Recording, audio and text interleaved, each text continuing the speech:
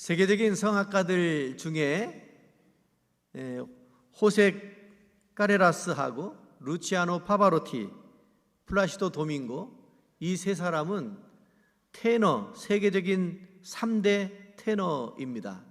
그런데 1984년에 호세 까레라스가 백혈병에 걸립니다. 그때만 해도 치료하는데 돈이 많이 들었어요. 그래서 가지고 있던 돈을 다 치료비로 쓰고 돈이 떨어졌습니다. 이제 더 이상 치료비가 없어서 치료를 받지 못하던 그런 상황에 놓여 있었고, 이 성악가들도 서로 경쟁이 심했습니다. 이 까레라스하고 플라시도 도밍고하고 아주 원수지간이었는데요, 도밍고가 공연하는 그런 곳에 어디 가서 공연을 했으면 이 까레라스가 거기를 안 갔습니다. 시기심도 났고 질투심도 났고 경쟁도 나고, 그래서 그곳에 가지 않았습니다. 그런데 시간이 지나고 이 까레라스가 죽음의 문턱에 도달하게 되었습니다. 치료비가 다 떨어진 거예요. 그리고 시간이 지났는데 1986년에 헤르모사라고 하는 백혈병 재단으로부터 이 까레라스가 연락을 받습니다. 우리가 당신을 도와줄 수 있을 것 같다. 이 헤르모사라고 하는 재단의 도움을 받아서 까레라스가 백혈병에서 다 치료가 되었습니다. 그리고 회복되어진 다음에 이제 다시 성악을 하게 되었고 재정적으로 채워지게 되었습니다. 그러고 난 다음에 고맙잖아요. 그래서 이 헤르모사라고 하는 재단에 연락을 합니다.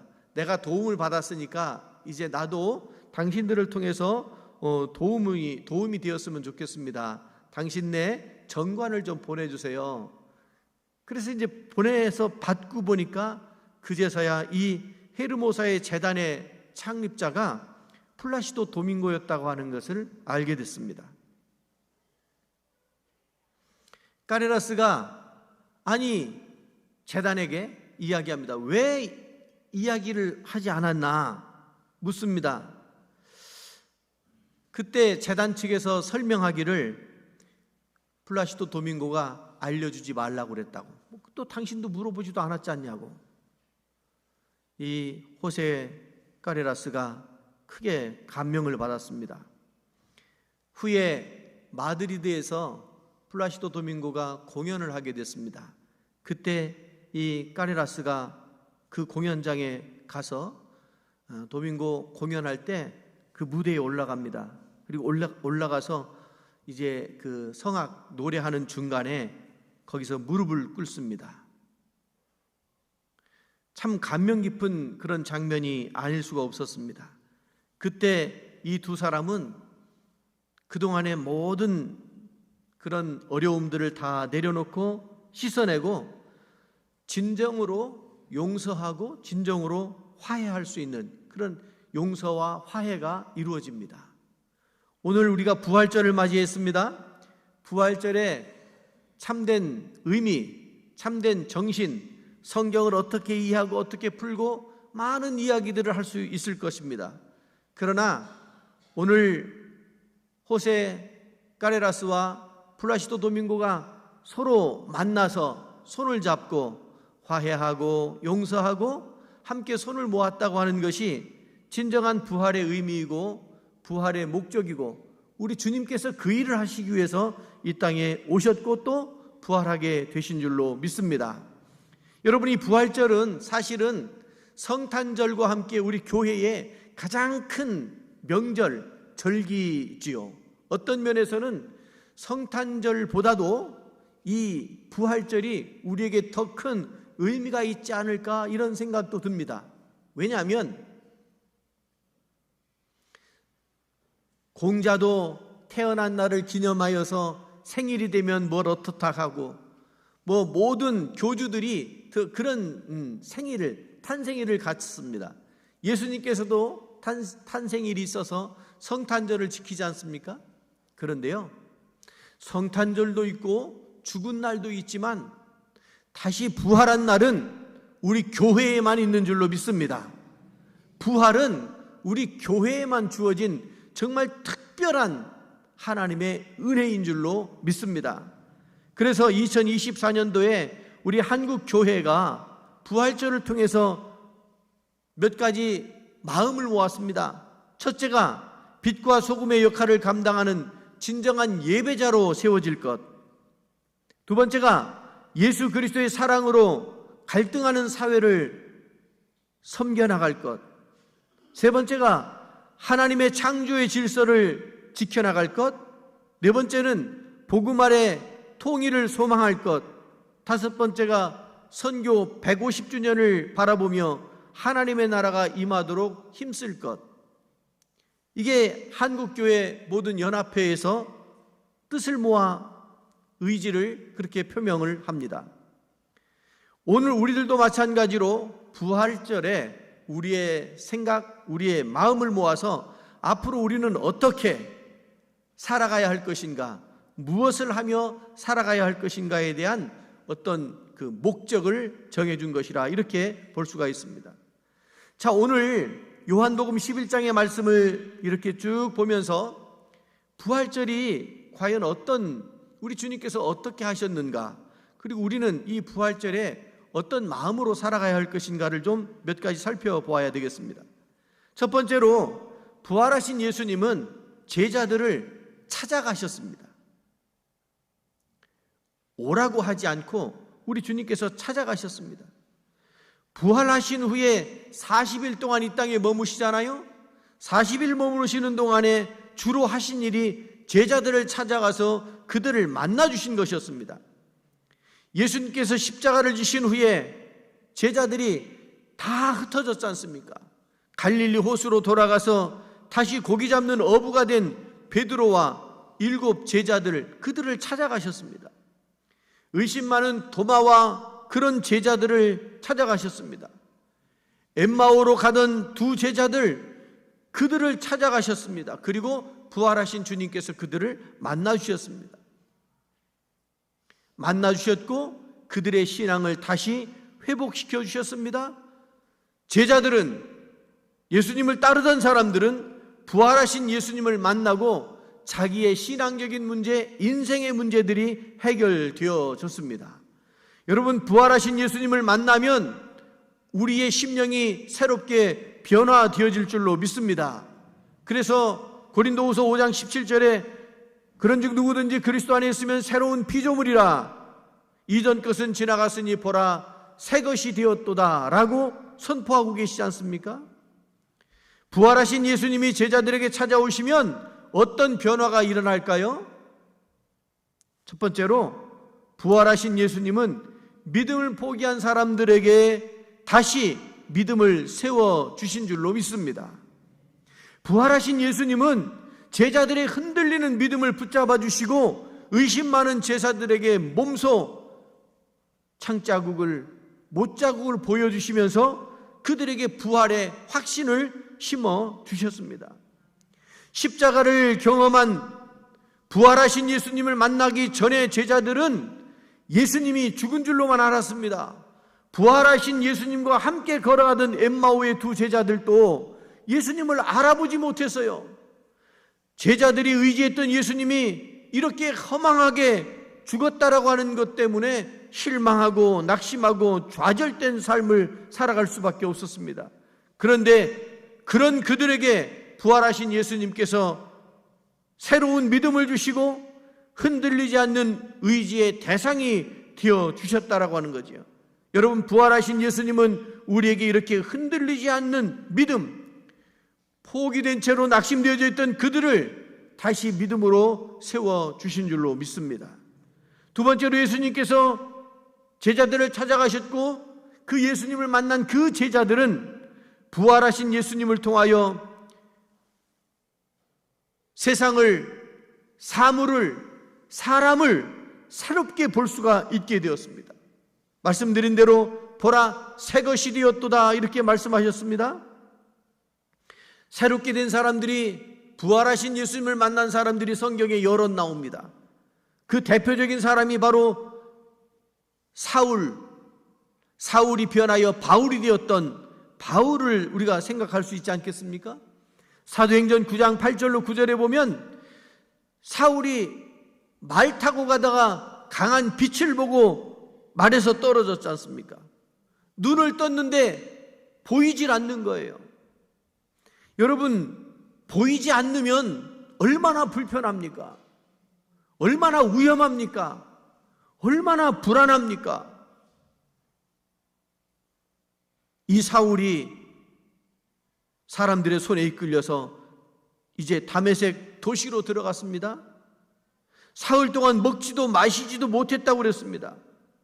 눈을 떴는데 아무것도 보지 못하고 있는 상태가 이 사울의 상태였습니다. 그러나 그 사울 아나니아를 만나고 안수를 받은 다음에 진정으로 부활하신 예수님을 그곳에서 만나고 그의 이름이 바울로 바뀌게 된 줄로 믿습니다.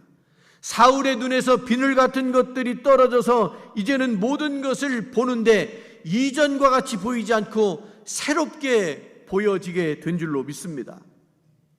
엠마오로 가던 두 제자, 그 이야기도 누가복음 24장 16절 이하를 보시면 그들의 눈이 가리워졌다 이렇게 말씀하고 있습니다. 눈이 가리워져서 부활하신 예수님을 알아보지 못한 거예요.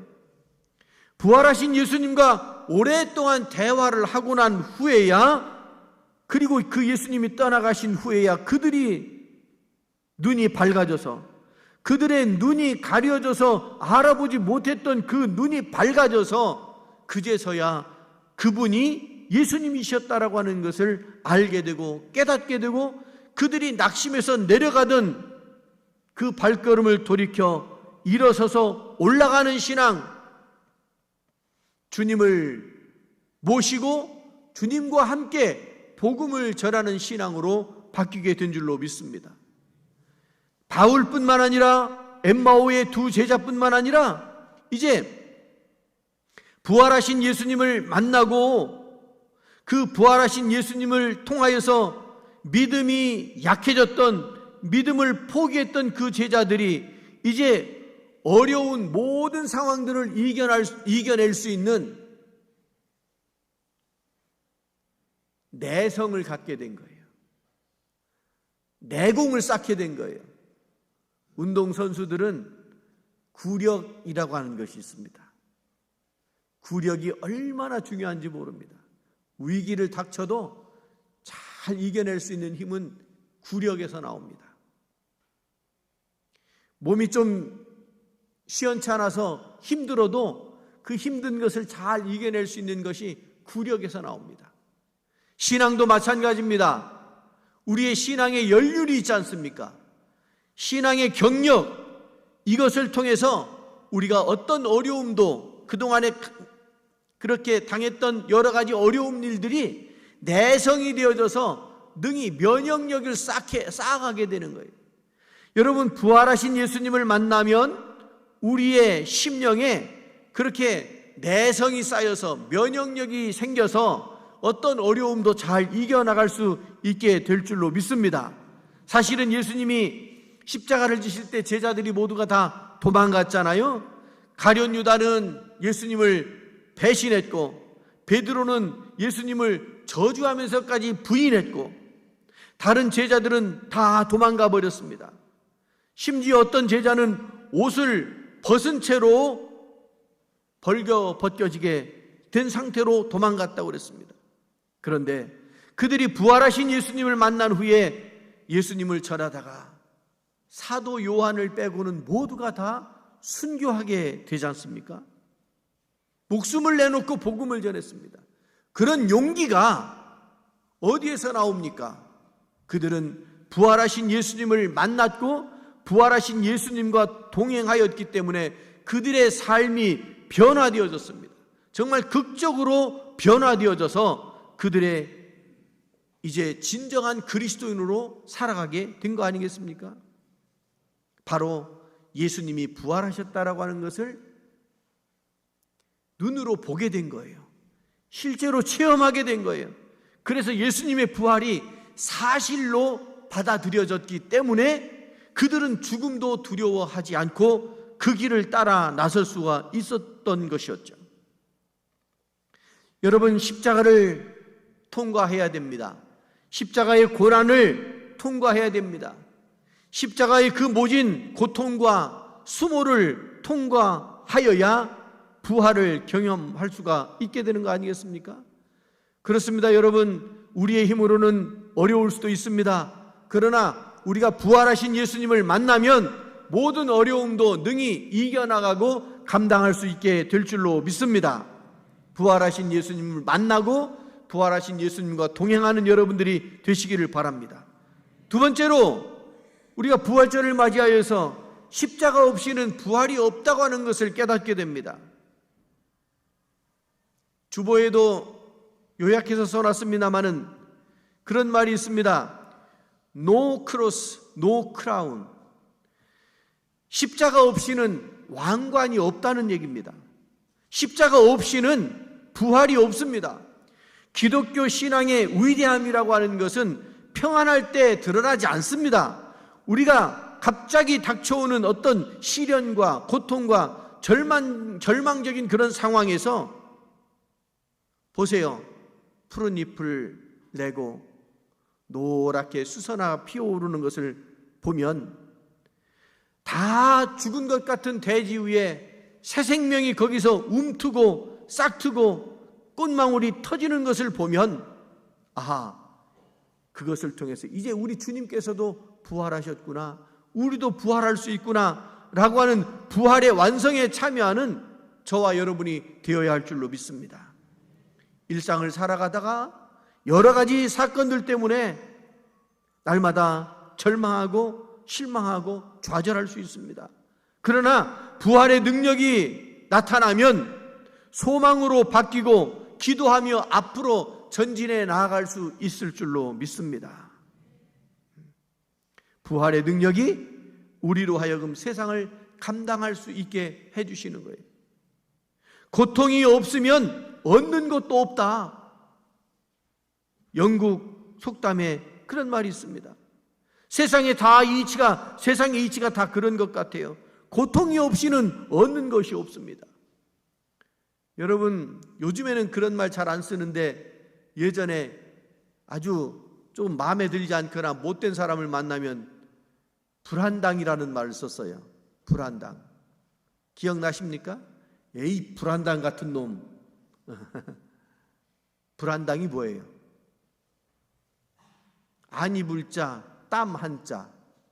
땀을 흘리지 않는, 그리고 무언가를 얻으려고 하는, 여러분, 고통이 없이, 통증이 없이 뭔가를 얻을 수 없다. 십자가가 없이 부활을 참여할 수가 없다. 이 말씀을 하고 계시는 거 아니겠습니까?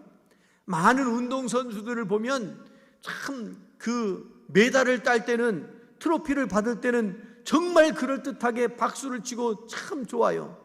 그런데 여러분, 그들의 발레리나의 발을 본 적이 있습니까? 축구선수, 언젠가 박지성 선수의 그 일그러진 발가락, 그 축구화를 그렇게 신고 뛰어다녀가지고요.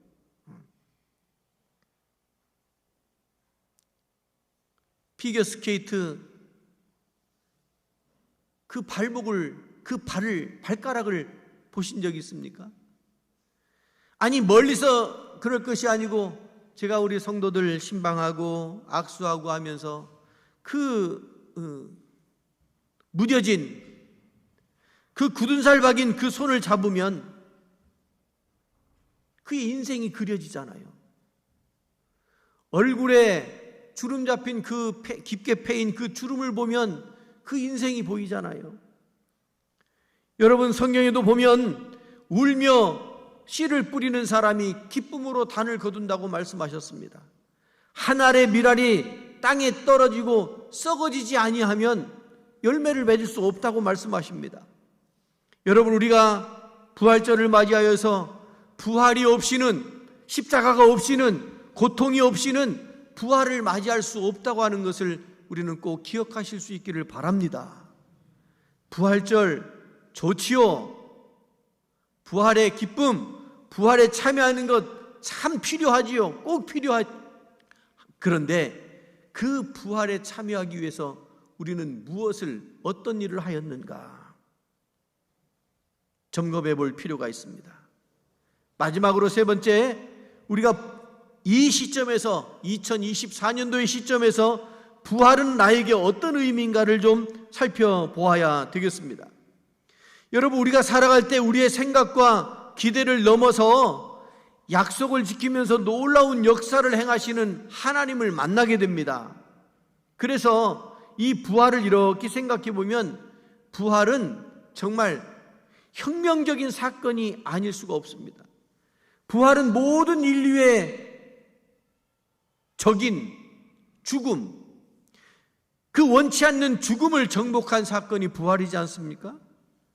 불로초를 구하던 진시 황제도, 불멸을 추구하던 이집트의 파라오도 모두가 다 죽음 앞에서 무력해질 수밖에 없었습니다. 그러나 우리 주님 예수 그리스도께서는 부활로 그 죽음을 이겨내신 줄로 믿습니다. 그리고 우리가 그 부활의 두 번째 열매가 되는 것 아니겠습니까? 부활은 역전이라고 이렇게 어느 분이 그런 말을 했더라고요. 역전. 씨앗이 땅 속에서 죽은 듯이 머물러 있다가 땅을 뚫고 생명으로 다시 올라오지 않습니까? 이 부활은 십자가라고 하는 것을 통해서 사탄이 이기는 것 같지만, 그러나 예수께서는 그 부활이라고 하는 것을 통해서 죽음을 이기고 사탄을 누르고 어두움과 사탄을 몰아낸 역전의 사건이 바로 부활이었다, 이렇게 말씀을 드릴 수가 있습니다. 사람들이 죽는 것이 다 당연하다고 생각하는 그 당연함에 예수께서 부활로 그 당연하다라고 하는 것을 바꿔버린 사건이 바로 부활절입니다. 그리고 이 부활은 부흥 아니겠습니까? 부활은 아들 예수님이 십자가를 지시고 그 예수님의 방법이 옳다고 인정하신 하나님 아버지의 놀라운 거룩한 그 인정, 그것이 바로 부활이다라고 하는 거예요. 부활은 우리를 다시 일으켜 세웁니다. 부활, 부흥, 리바이벌, 이런 말들을 쓰잖아요. 우리의 심령을 다시 일으켜 세워주시는 것이 바로 부활인 줄로 믿습니다. 오늘 부활절을 맞이하는 저와 여러분이 바로 그러한 부활의 은혜로, 부활의 능력으로 다 쓰러져 가는 것 같지만 다시 일어설 수 있는 것은 부활하신 예수님의 손을 잡을 때 가능하게 되는 줄로 믿습니다. 우리가 살면서 여러 가지 어려운 일들을 시련을 당해요. 그러나 그 시련 끝에, 그 어두움 끝에, 그 캄캄한 터널 끝에 우리 주님께서 우리를 기다리고 계시는 줄로 믿습니다. 그리고 우리가 다시금 일어설 수 있게 하시고 우리가 다시금 밝은 빛으로 나올 수 있게 해주시는 분이 바로 우리 주님의 부활이었다, 이렇게 말씀을 드릴 수가 있겠습니다. 그리고 분명한 것은 부활하신 예수님께서 우리를 찾아오시는 줄로 믿습니다. 그리고 우리는 그 부활하신 예수님을 만나고 그 부활하신 예수님과 함께 능력 있는 부활의 능력으로 살아가는 우리 모두가 되어야 할 줄로 믿습니다. 기도하겠습니다. 자비하신 하나님 아버지, 저희들 사랑하셔서 부활의 능력 가운데 거하게 하시니 감사를 드립니다. 이제 저희들이 살아가는 날들 동안 여러 가지 시련을 당할 때에, 어려움을 겪을 때에, 육체적 고난을 당할 때에 부활하신 주님께서 저희들과 함께하여 주옵소서. 저희들은 믿습니다. 주님께서 부활하신 것처럼 저희들도 부활신앙 안에 거하다가 부활하신 주님 따라 두 번째 부활의 열매가 될 줄로 믿습니다. 부활신앙 안에 온전히 거하는 저희들 모두가 되게 하옵소서. 예수 그리스도의 이름으로 기도드리옵나이다. 아멘.